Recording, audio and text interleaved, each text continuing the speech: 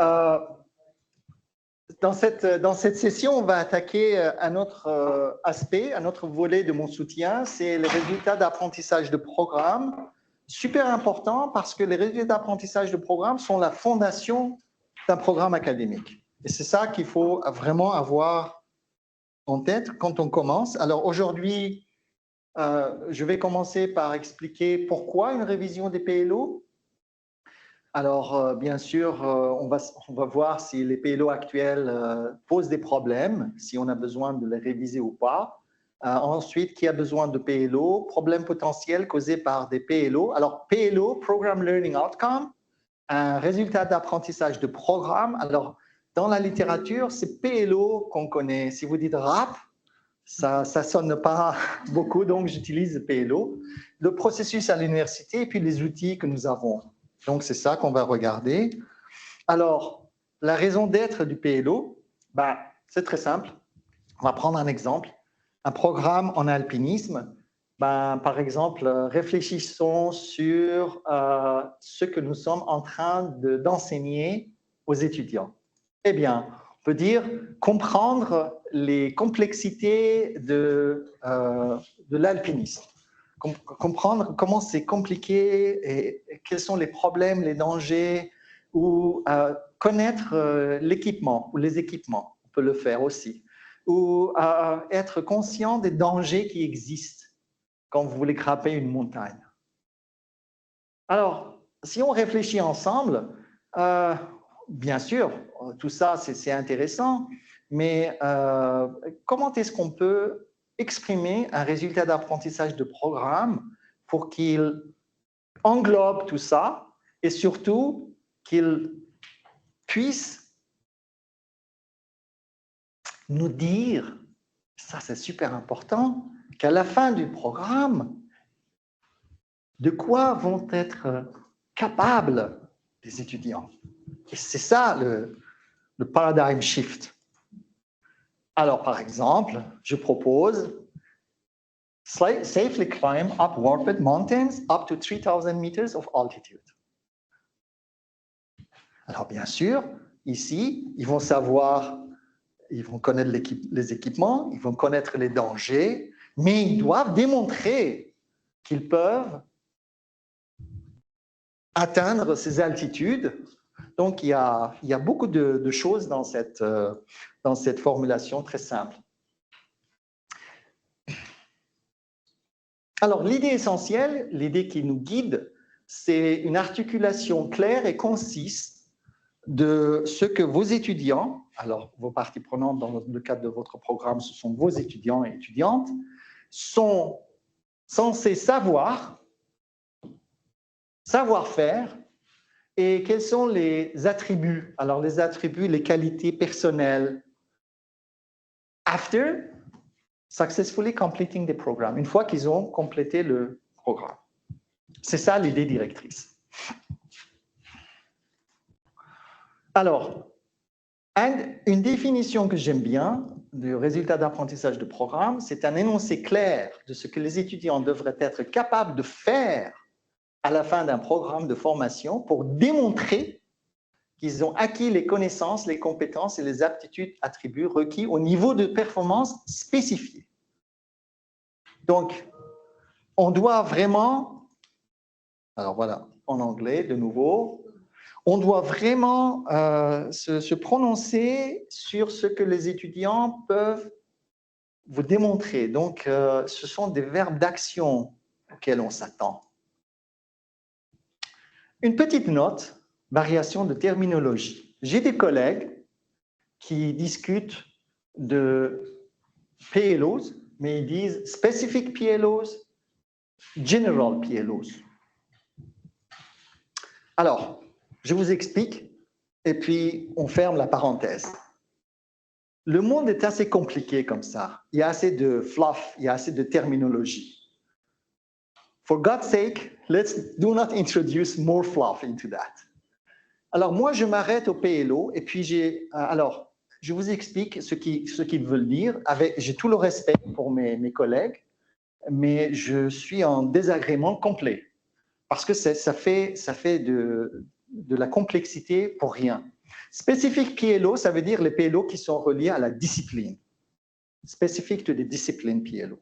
Generic PLO, ce sont les PLO que tous les étudiants en général devraient connaître. Alors, dans les institutions, dans les universités, on ne parle pas de general PLO, on parle de institutional learning outcomes.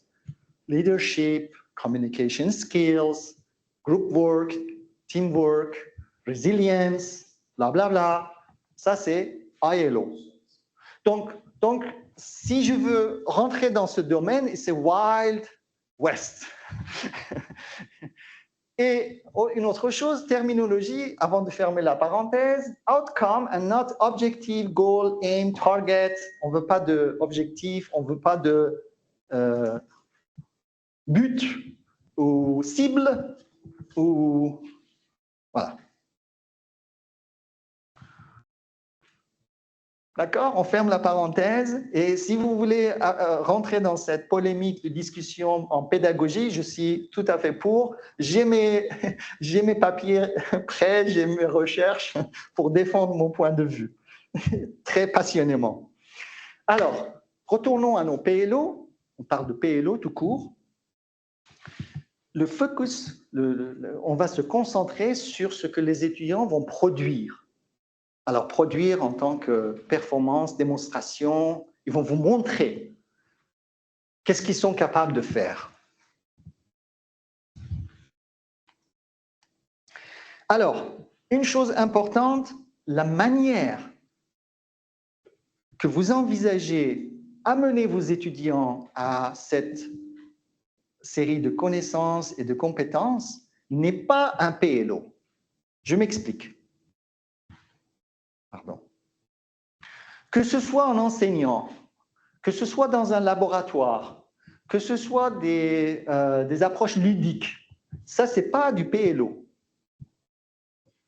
Donc, l'approche pédagogique que vous utiliserez pour faire en sorte que vos étudiants et étudiantes seront en mesure de faire quelque chose, ça, c'est hors du PLO. Je me permets d'insister parce qu'il y a beaucoup de PLO à l'université qui mentionnent, voilà, faire ça comme ça, il faut le faire comme ça. Et non, comment arriver à l'objectif, au résultat, n'est pas partie du résultat lui-même. C'est le comment. Donc, c'est la finalité. Alors, une question que je reçois très souvent, qui a besoin des résultats d'apprentissage de PLO? Bien sûr, les étudiants, parce qu'ils doivent savoir où est-ce qu'ils en sont, qu'est-ce qu'ils sont en train de faire, comment je veux montrer mes habiletés, qu'est-ce que je dois démontrer, comment je vais le faire, et où est-ce que j'en suis. Donc, c'est une catégorie privilégiée pour les résultats d'apprentissage de programme, malheureusement sous-exploitée. L'administration, pour harmoniser les différents programmes, les autres universités et les employeurs pour voir de quoi sont capables les gradués. Ben, si je sais lire, à quel niveau est-ce que je sais lire? Est-ce que c'est niveau primitif ou c'est niveau avancé? Est-ce que je peux lire Émile Zola ou je peux lire Shakespeare? Les professeurs, alors ça c'est très important.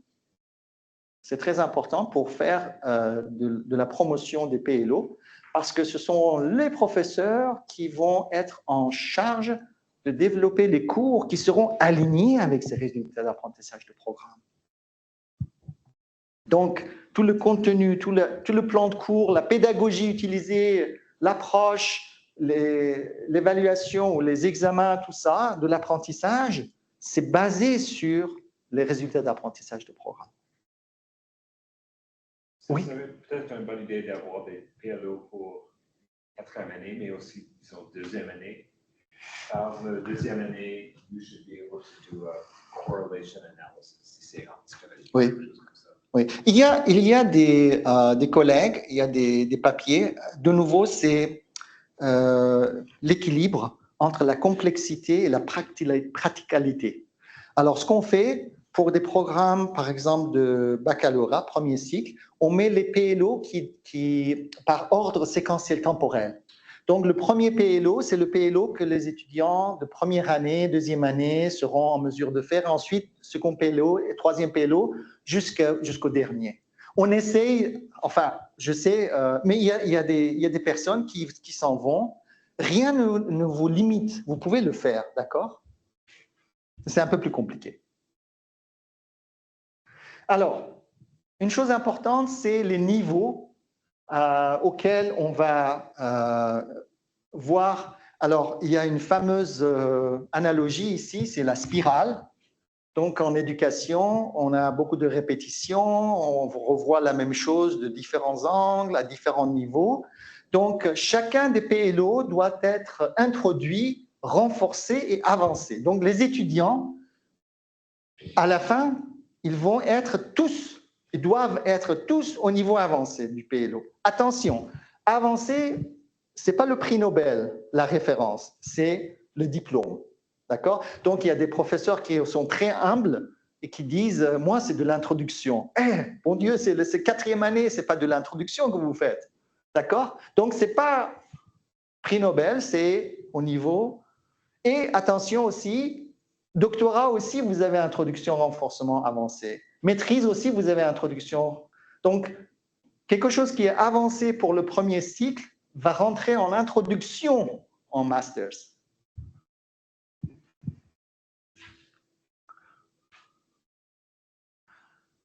De nouveau, terminologie, parenthèse de terminologie, il y a des collègues qui utilisent, au lieu de introductory, basic, foundational, emerging. Vous pouvez voir ça dans la littérature. Reinforcement, they use intermediate, developing, progressing. Advanced, they use proficient, expert, mastery. D'accord? On est d'accord. Donc, on peut utiliser l'une ou l'autre des terminologies. Alors, comment ça se passe? C'est quoi la relation entre les résultats d'apprentissage de programme et les résultats d'apprentissage de cours, course learning outcomes? Eh bien, chaque cours va appuyer un ou plusieurs PLO. En fait, c'est plusieurs PLO, ce n'est pas un PLO. Donc, le cours 1 va appuyer le PLO, un des PLO au niveau introduction, un autre cours va l'appuyer au niveau renforcement, et le troisième cours, par exemple, au niveau avancé. Alors, tout ça, c'est important parce qu'il y a toutes des cartographies qui vont se baser sur ce schéma. Alors, quand on dit, par exemple, à la fin de ce cours, les étudiants vont être capables de construire cette pyramide. Eh bien, introduction, ça sera ça de la pyramide, renforcement, ça sera ça de la pyramide, et bien sûr, ce cours va passer avant ce cours et va passer avant ce cours. Donc, on introduit, on renforce, et puis on va au niveau avancé. Ça, c'est le strict minimum, mais bien sûr, on voudrait avoir beaucoup plus de... Donc, ici, par exemple, on a 2 cours qui font la fameuse spirale, introduction, renforcement, avancé. D'accord? Alors, en général, on a beaucoup plus de cours en introduction, en renforcement, avancé. Mais ça, c'est le minimum. On essaie vraiment... Alors, un cas trop idéal. Alors, je vous présente le cas trop idéal. C'est que vous avez, par exemple, un programme avec 18 cours que j'ai inventé de toutes pièces. Hein, ça, c'est de mon invention. Hein, c'est juste... Et les PLO, vous avez 15 PLO. Et voilà, alors introduction, par exemple, PLO 1, c'est ça qu'on appelle une cartographie cours PLO. Cours 1, PLO 1, cours 3, PLO 1, etc. Bla, bla, bla. Et ensuite, renforcement, donc 2 fois renforcement, 2 fois avancé, pouf. C'est bon. Alors, en pratique, ça se passe comme ça. Ça, c'est par exemple le résultat d'une analyse curriculaire que j'ai fait pour le département de mathématiques, utilisé avec leur permission. Alors, vous voyez, les professeurs qui étaient en charge, on va le voir dans l'analyse curriculaire, ils nous ont indiqué quelle est leur couverture des PLO en démarrant des premiers cours de première année, en arrivant au cours de dernière année. Alors, je ne vais pas rentrer dans l'analyse de diagramme, mais je vous promets, on va y revenir. Mais c'est ce tableau qu'on appelle Course to PLO Mapping, cartographie cours PLO. Alors, quels sont les problèmes si on n'exprime pas bien les PLO? Qu'est-ce qui peut se passer? Who cares? Eh bien, on va prendre un exemple. At the end of this program, students will be able to make an impact on the health of the country. Wow! C'est quel niveau ça? Ça parle de quoi? Quel type d'impact? À la fin de ce programme, les étudiants seront en mesure de, permettez-moi de ne pas lire, vous lisez, un autre exemple qui est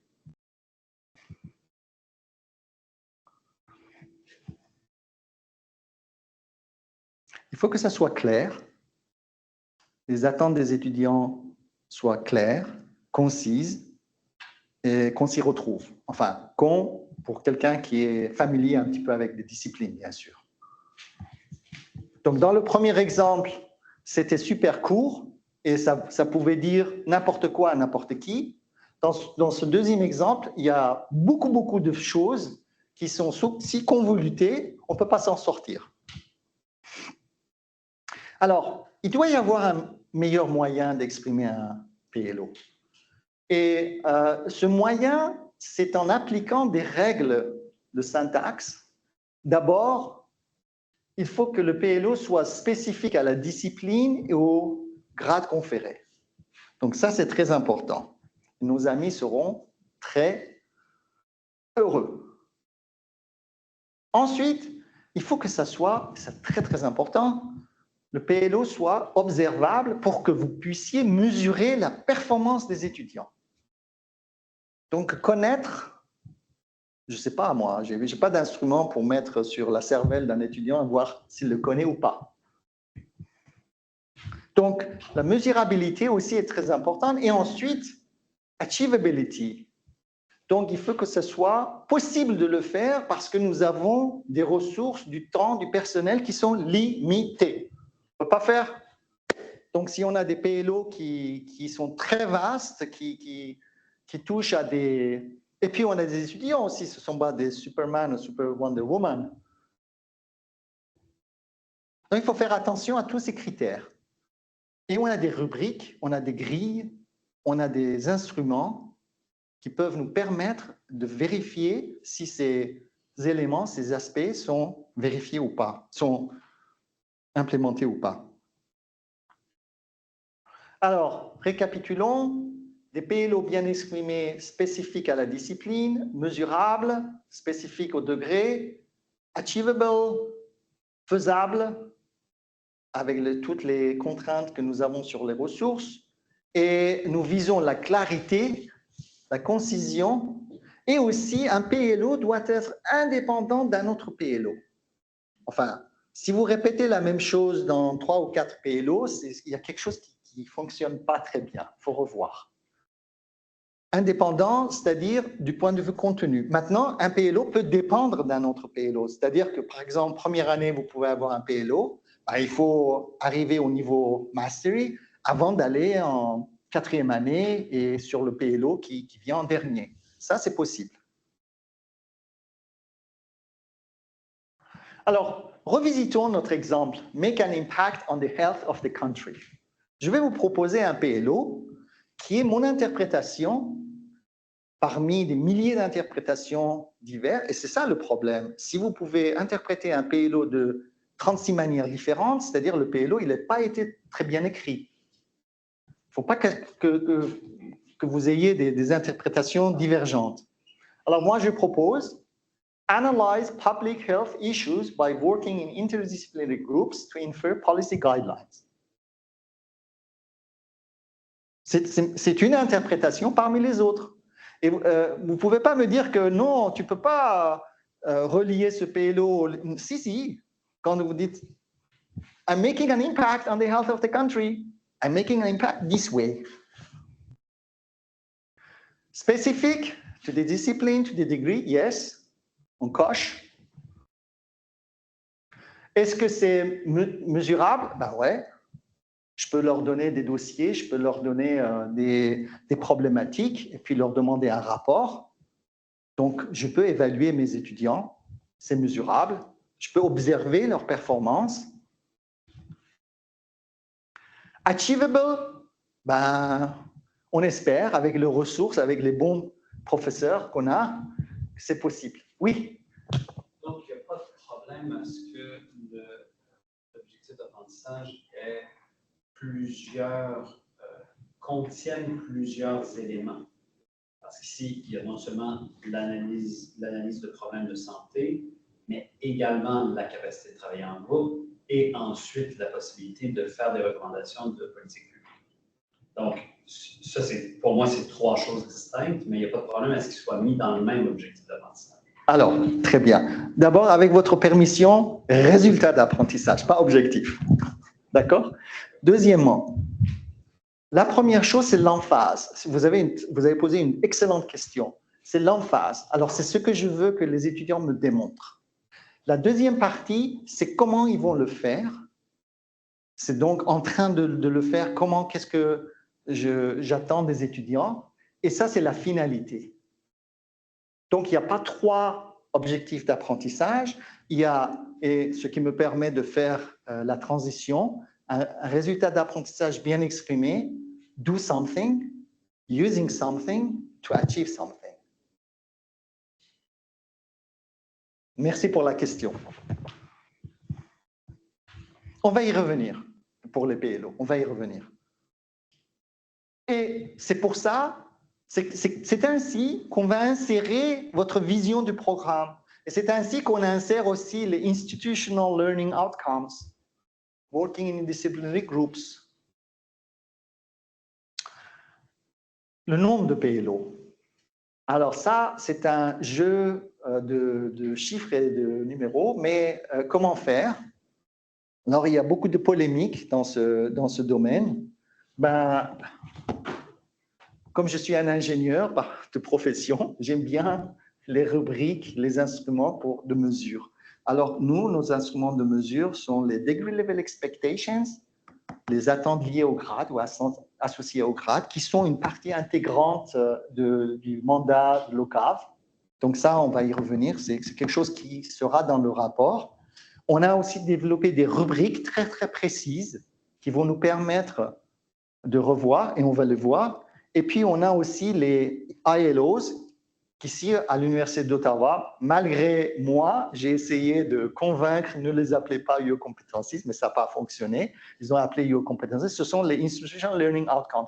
Alors, les Your Competencies, si vous les avez regardés, esprit d'équipe, World Vision, leadership, etc., etc. Alors, exemple, un premier cycle, 120 crédits sur 4 ans, on vise entre 12 et 15 résultats d'apprentissage de programme. J'ai vu des programmes avec 37 résultats d'apprentissage de programme. Et imaginez-vous, il y avait beaucoup de redondance, trop de redondance. Récemment, avec un programme, j'ai travaillé, et puis ils en avaient 30 ou 33, et puis on a réduit à 15, et puis ensuite, ils m'ont dit, Edmond, tu sais, avec ta technique, on peut aller à 14. Je dis, God bless you. D'accord? Donc, si vous avez 9 PLO, on a des programmes avec 9-10 PLO, ça me va, ça me convient. Donc, ce ne sont pas it's not God's word. Ce qui dirige le nombre de PLO, c'est que, on a les rubriques, est-ce que vous avez bien couvert votre programme? Est-ce que ça touche à tous les aspects de votre programme? Pour une majeure, donc, ça sera 4 à 5. Pour un master, ça sera 4 à 6 et un PhD, 4 à 6. Ça dépend des programmes. Donc, si vous avez un PhD avec 15 PLO, il y a quelque chose qui ne va pas très bien.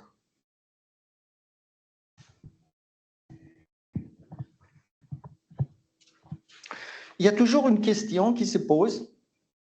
Et est-ce qu'il y a des programmes qui sont accrédités? Ah, merci. Donc, c'est pour vous. Il y a un défi supplémentaire avec les programmes accrédités. On vient de faire justement la maîtrise en travail social. Et donc, Nicolas Moreau, qui était le lead dans ce projet, me disait, bon, Edmond, on a l'association française francophone de travail social, ACFTS. Ouais. J'ai finalement appris cette... Alors, la situation, c'est laquelle? C'est qu'en plus de l'université, on a une autre organisation qui a ses propres critères, qui a ses propres personnes et pas nécessairement pédagogue, très strict, vous voyez. C'est ça où on ne parle pas, nous ne parlons pas. Et donc, c'est vraiment dicté. On peut pas changer, on ne va pas les changer, d'accord? On comprend. Alors, c'est là où j'ai vu des longues listes de choses qui disaient learning outcomes ou foundational outcomes ou objectives, blablabla. Bla, bla. Et puis, c'était exprimé, c'est généralement exprimé de n'importe quelle façon. Et leur nombre est très grand. Alors, ce qu'on fait, nous, on a une solution à vous proposer. Et nous, on va continuer à utiliser notre approche et notre syntaxe. Mais il va y avoir un travail un petit peu supplémentaire à faire. Il y a une cartographie à faire. Je suis désolé, vous avez une accréditation, donc il faut la défendre, je comprends. Et les étudiants apprécient beaucoup les accréditations parce que ça leur permet dans le marché du travail. Mais il y a un petit travail, un petit plus à faire, et je vous appuierai dans ce domaine, pour montrer la correspondance de vos PLO avec les exigences de l'ordre professionnel. Alors, je vous donne des exemples très rapidement. Par exemple, justement, travail social. Objectif d'apprentissage fondamental numéro 1. C'est exactement copier-coller de ACFTS. Hein. Ça, c'est pas moi. Hein. C'est ça. Alors, ils en avaient 13, je pense. C'est ça? Il y en avait 13? 13 ou... Alors, 13, et à chacun, il y avait 1, 2, 3, 4, 5, 6, 7 items. Alors, 7 fois 13, vous vous rendez compte du nombre de PLO si on prend chacun et on fait un PLO? Alors, ce qu'on a fait avec Nicolas Moreau, PLO 1, ça a été transformé, faire preuve d'une identité professionnelle basée sur une autoréflexion critique pour faire progresser le bien-être collectif. Démontrer quoi, faire quoi, en utilisant quoi pour arriver où, finalité. Faire preuve d'une identité professionnelle basée sur une autoréflexion critique pour faire progresser le bien-être collectif. Alors, ça a été validé par l'unité académique qui m'a dit, oui, je pense que ça capte bien l'esprit de ce texte. Et moi, je peux dire que ça, c'est bien arrimé avec la terminologie et la syntaxe d'un PLO. Donc, on est d'accord, everyone is happy. MSc in Clinical and Translational Medicine, CTM, Medical Imaging and Radiation Sciences, they had the same problem. So we had PLOs. On top of that, you have the linkage with DLEs. Vous avez le lien avec les Degree Level Expectations. Ça, on va en parler ensuite. Donc, il y a une cartographie ici. Mais de ce côté, ça, c'était plus compliqué. Ils ont des Entrustable Professional Activities, EPAs, et ensuite, ils ont des milestones. Et les milestones, ce n'est pas des dates, hein, c'est faire quoi, être capable de faire ça, de prendre un crayon, de le mettre d'ici. Vraiment, ils ont... Et ça, on ne peut pas le changer, c'est dicté. Alors, nous, ce qu'on fait, on dit d'accord, nos PLO, on les a, donc on garde l'intégrité académique, mais on a une cartographie qui nous permet de dire ce PLO, il touche ça, il touche ça et il touche ça.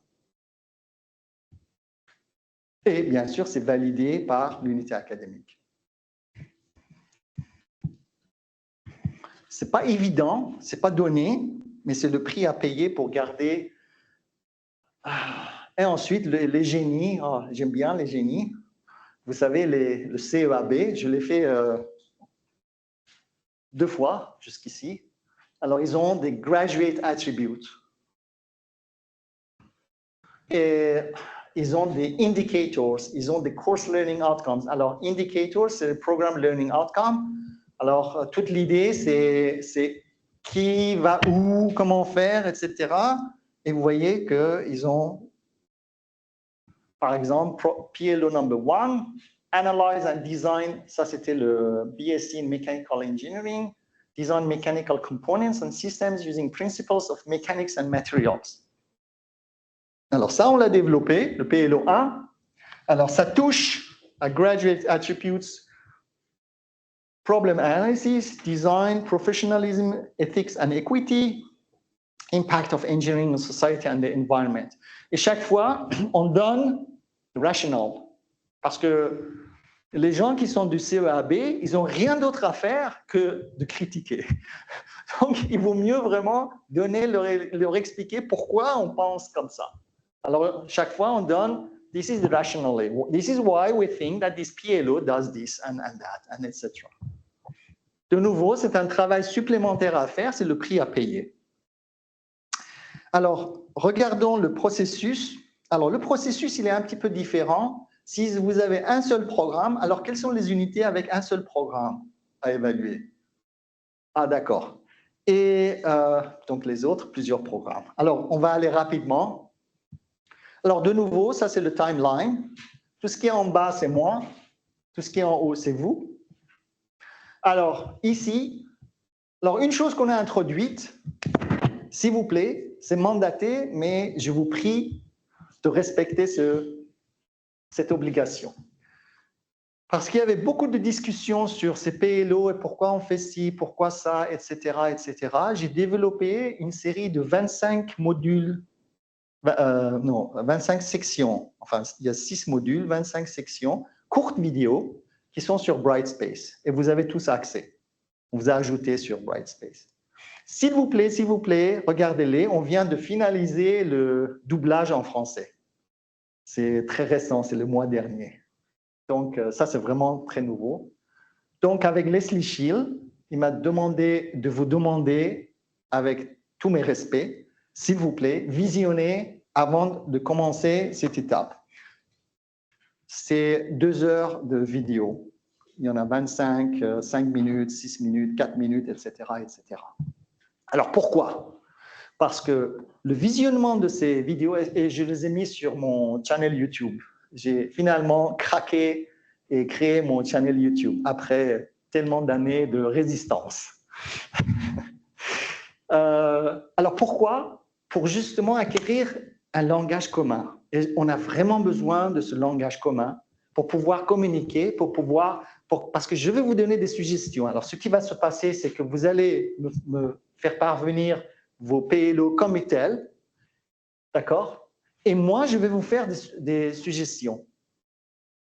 Et là, si vous avez ces informations, qui est en fait un étalage de ce que je viens de vous expliquer, mais ça vaut la peine de le revoir, ces itérations entre moi et vous, parce que vous allez valider, vous allez faire des suggestions.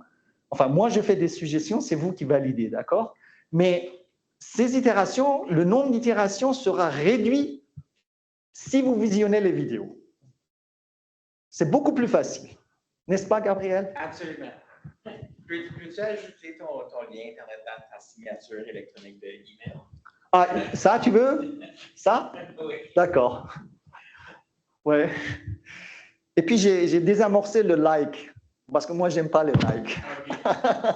Donc, si vous ne pouvez pas me liker, ne vous vexez pas, si jamais, parce que je l'ai désamorcé. Bon, alors, ça, c'est super important. Je vous prie, s'il vous plaît, faites-le, parce que ça va accélérer. Parce que Leslie, étant un économiste, me dit, bon, qu'est-ce qu'on peut faire pour accélérer le processus? J'ai dit, ben, c'est là que ça bloque. Parce que moi, je fais des suggestions et puis l'unité ne comprend pas très bien pourquoi, est-ce qu'on peut utiliser ça, ceci, cela, comment on fait, etc. Et je dois réexpliquer chaque fois. Et ça prend du temps. Mais si vous voyez ça sera très, très facile. D'accord? Donc, c'est par esprit de facilité pour vous. Ensuite, une fois que vous me dites, ça fait du sens, c'est pas mal ce qu'on a. Alors, on attaque avec les rubriques. On va utiliser les grilles d'évaluation des PLO. Et puis, ces grilles d'évaluation, alors je vais partager ces grilles avec vous. On va faire un ajustement Et la plupart des cas, ça se passe. Vous me dites, oh, PLO 5, je pense qu'on veut changer parce qu'on se sent un petit peu faible dans ce domaine. Ben, on va le faire. Et moi, je suggère mes reformulations. Donc, il se peut qu'on ait des itérations ici aussi. Une fois que tout ça c'est fait, on va faire une cartographie des PLO au DLI et IO compétences. D'accord? Alors, IO compétences, c'est les Institutional Learning Outcomes. Alors, bonne nouvelle, si on fait ça très bien, ça prend 20 minutes. 20 minutes, hein, pas plus, promis. Si tout ça c'est fait bien. Pourquoi? Parce que derrière ma tête, quand je vous fais des suggest reformulation, j'ai tout ça dans la tête. Si je fais des suggestions, c'est parce que c'est plus arrimé à ce qui s'en vient. Donc, j'évite les embuscades, quoi. Pour vous embusquer, pour éviter que vous soyez embusqué et puis vous dire « Ah, mais ça ne fonctionne pas ». Une fois que tout ça, c'est fort, c'est fait, je vous invite à envoyer les PLO, les Program Learning Outcomes, à votre corps professoral pour consultation interne. Alors, il y a des personnes qui vont vous dire « Faites ça avec tous les profs depuis le début ». Moi, je dirais non, s'il vous plaît. Pourquoi? Parce qu'il faudrait demander à tous les profs de visionner les vidéos, il faudrait demander à tous les profs de participer à ces séances d'itération, et c'est une perte de temps, et puis vous allez vous affaiblir.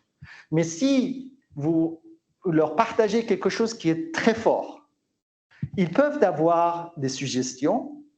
Alors, notre collègue Steven Desjardins de mathématiques disait, parce qu'à la fin, quand je fais un exit interview, je demande au prof, au directeur, qu'est-ce qu'on pourrait faire la prochaine fois pour mieux marcher. Il m'a dit, si je connaissais mieux ce processus, je l'aurais fait en personne, au lieu d'envoyer un courriel sec. Faites-le en personne. Enfin, vous pouvez envoyer les PLO, rassemblez-vous dans une salle et puis dire, voilà, est-ce que... Et il faudrait expliquer, et c'est ça que j'explique dans les YouTube, Program Learning Outcomes and Course Learning Outcomes are totally different. Alors, ici, il y a des profs qui n'ont pas ces notions de différence entre les résultats d'apprentissage de cours et les résultats d'apprentissage de programme. Ils regardent les PLO et puis ils disent, moi, je ne vois pas mon cours. Bien sûr, votre cours, il n'est pas là parce que c'est CLO. Donc, on fait un petit peu de fine-tuning si c'est nécessaire. Et donc, ça, c'est l'étape de consultation des profs. Alors, ça dépend des unités académiques. Il y a des unités académiques qui disent, nous, tout est beau, ce qui m'inquiète un petit peu. Personne ne dit rien. Il y a d'autres unités académiques qui sont très créatifs. Ils me produisent une liste de PLO. Donc, on leur balance 12 PLO. Ils disent, non, voilà les PLO du programme. Bon. Donc, on fait du fine-tuning ici. Et ensuite, je suggère de nouveau des reformulations. C'est validé par vous et on termine. Donc, ça, c'est un programme. Mais comme je comprends qu'on a beaucoup de programmes dans notre... Donc, maintenant, on va sur les multi-programmes. Alors, ici, on va faire par deux phases. Phase A, vous allez choisir un programme modèle. Le programme modèle, c'est le programme pour lequel vous voulez qu'on vous reconnaisse du point de vue académique. C'est le programme le plus important pour vous. Il faut appliquer des critères pour choisir un des programmes comme programme modèle pour vous. Alors, qu'est-ce que vous allez faire avec ce modèle programme? Par exemple, c'est votre bachelor. Ou si vous êtes très fort en doctorat, c'est votre doctorat. Vous allez faire tout ce qu'on a fait, ça c'est la phase précédente, pour ce programme modèle. Et ensuite, vous allez répéter la même chose, mais là, ça va aller très, très rapidement parce que toutes les bumps ont été traversées pour le programme modèle. Donc, une fois que vous aurez acquis les habiletés en termes de voir comment reformuler un PLO, etc., moi, j'apporte un support ponctuel et on va faire tous les programmes. Alors, tous les programmes, alors, une question qui se pose très souvent, peut-être vous avez cette question à l'esprit. Moi, j'ai 10 programmes. Est-ce que les PLO de ces 10 programmes peuvent être les mêmes? Non. Dans quelle mesure, donc d'accord, ils doivent être différents. Dans quelle mesure ils doivent être différents? Ça dépend de vos programmes, mais au moins un PLO doit être différent. Au moins un PLO. En général, c'est 3 ou 4 PLO entre programme A et programme B. Parce que si vous avez deux programmes qui ont tout exactement les mêmes résultats d'apprentissage de programme, on se demanderait pourquoi vous avez des programmes différents. D'accord? Donc, chaque programme va avoir son ensemble unique de résultats d'apprentissage de programme, n'est-ce différencié que par un PLO. En général, c'est 2 ou 3 PLO. Oui, oui, allez-y. Est-ce qu'on peut appliquer la même stratégie avec un programme qui a été évalué l'année dernière, avec la maîtrise? Alors, cette année, le bac, est-ce qu'on peut utiliser comme modèle le programme à la maîtrise? Est-ce que ça se fait? Oui, vous pouvez utiliser, seulement il faut faire attention parce que dans les vidéos, j'explique, quand vous situez vos PLO en utilisant des verbes d'action, les verbes d'action que vous utilisez pour la maîtrise sont différents des verbes d'action pour le premier cycle. Donc, avec la conscience de cette information, oui, on peut s'en inspirer. Moi, je dirais peut-être, on va s'en inspirer grandement. Oui. Merci pour la question. Alors, et donc, ça, c'est une vue agrandie de la même chose. Donc, ça, c'est le programme modèle, ici, vous voyez. Tout ça, c'est le programme modèle programme. Donc, c'est exactement la même chose. Et ici, dans cette étape, reformulate PLOs for other programs, suggest reformulations. Pour le programme de philosophie, on a fait, je pense, une douzaine de programmes. Ils ont dit notre Bachelor of Art in Philosophy, Honors Bachelor of Art in Philosophy, c'est le programme modèle. On a travaillé, très dur, mais l'équipe était formidable. On a produit des PLO très, très forts, robustes. Et ensuite, ils ont immédiatement produit, et oui, je faisais des ajustements ici et là, mais en théorie, ils n'avaient même pas besoin de moi, parce qu'ils avaient appris comment faire, comment reformuler, c'est quoi la finalité, et puis ils avaient la vision, etc. Donc, c'était un... Et puis, on a fini en